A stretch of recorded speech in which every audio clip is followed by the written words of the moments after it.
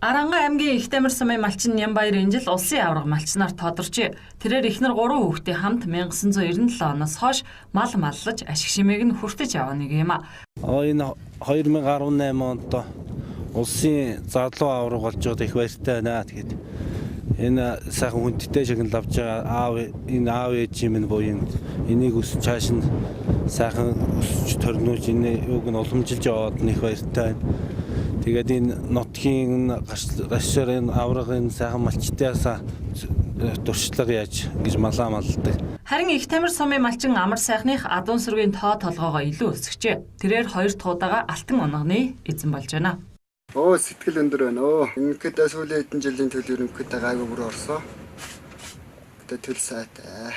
Түүнчлэн алтан урганы эзнэр шалгарсан Аранга аймгийн Тариат сумын малчин Мөнхбат 22 жил мал маллаж байгаа нэг юм байна.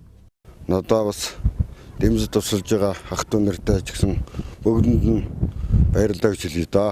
Энэ жилийн хувьд бол бас манай Аранга аймгийн манай хувьд их онцлогтой. За нийт одоо аймгийнхаа түүхэнд анх удаа 5.3 сая мал тоолуулсан байгаа. За мал тоолохын улсын дүнгээр нийтдээ одоо хонь сүрэг болон одоо хөхөр сүрэг адуун сүргүүдээр улсын хэмжээнд бол тэргүүлсэн байгаа. Аранга аймаг жилийн эцсийн тоолгоор 5.3 сая толгой мал тоолуулж тэр дундаа өхөр хонин сүргийн тоогоороо улсдаа тэргүүлж нийт малынхаа тоогоор улсад 3 дугаарт бичигдсэн байна.